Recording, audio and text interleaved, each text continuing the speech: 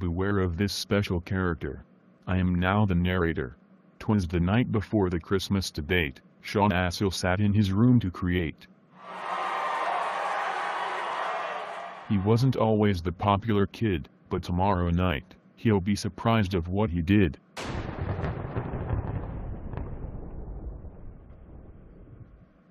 Here I am again.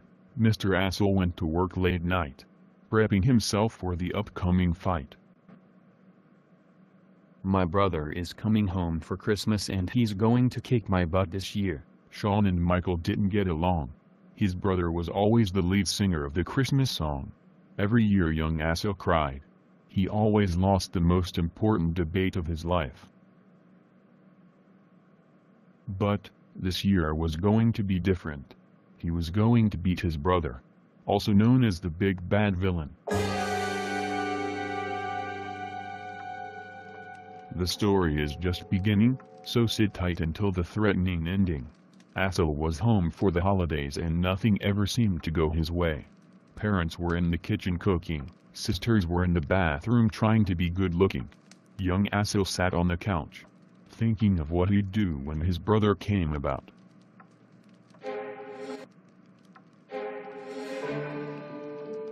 Hello there, little brother. Ready to lose again this year? Oh dear. I've been waiting for this. Oh, brother. Not this again. Michael is going to win as always.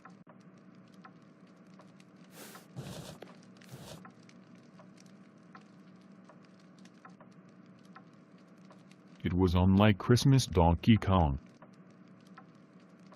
The two stories this year are I, Robot and Fahrenheit 451.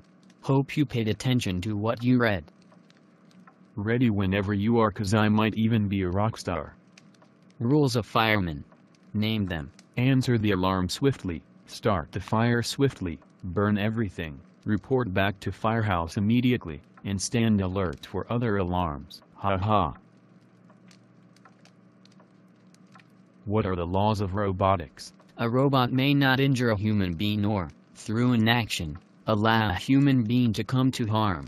A robot must obey orders given it by human beings except where such orders would conflict with the first law. A robot must protect its own existence as long as such protection does not conflict with the first or second law.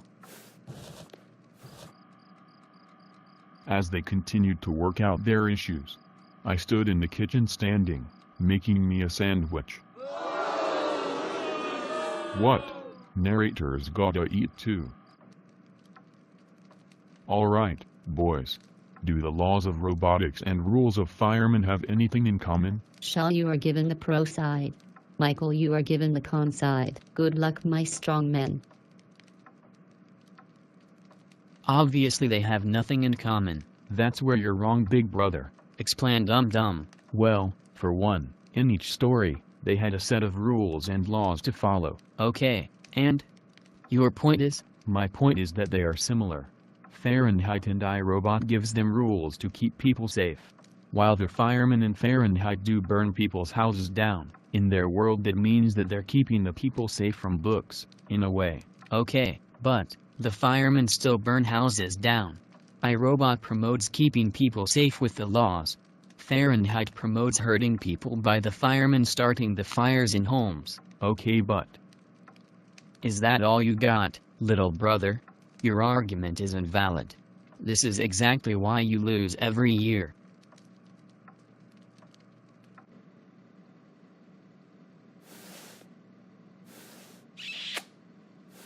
Okay, so maybe I got bored. Maybe the sandwich wasn't enough and I roamed around the house for a bit until I saw a movie room. Maybe I invited a friend over. Friend? Michael always got into his head. Sean was so close to thinking that this was going to be another year to dread. What are you talking about?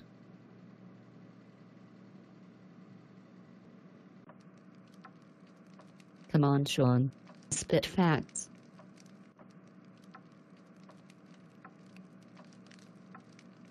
He can't do it. I win. Everybody freeze.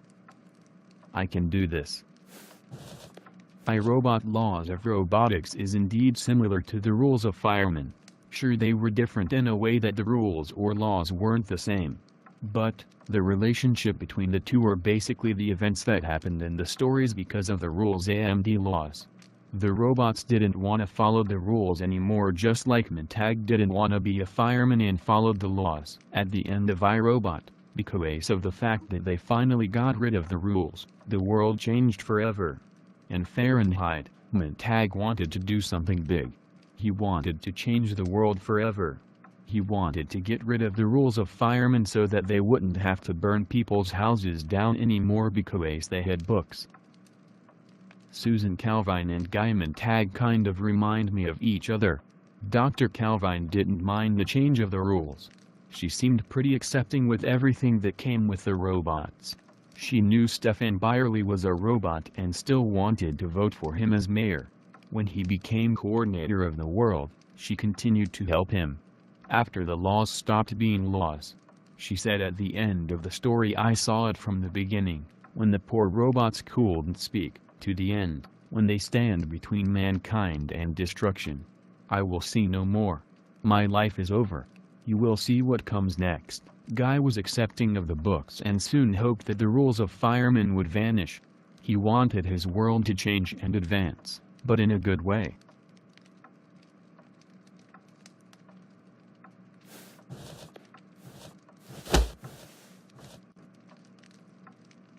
Whoa, My boy finally won.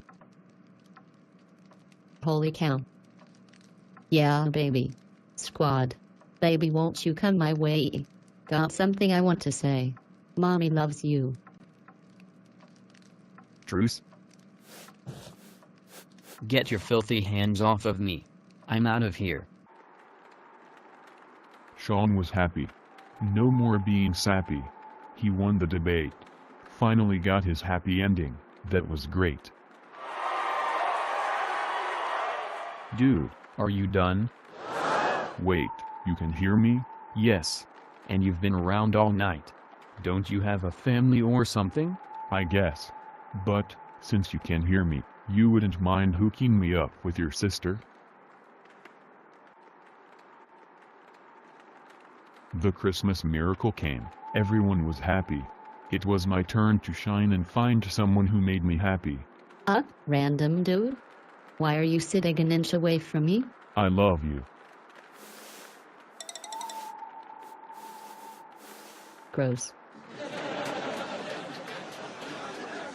Don't worry, she'll come around. But, until then, have a good night and a Merry Christmas, my wonderful crowd.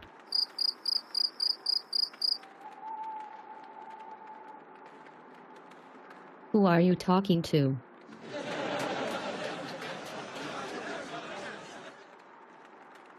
The end, my friends.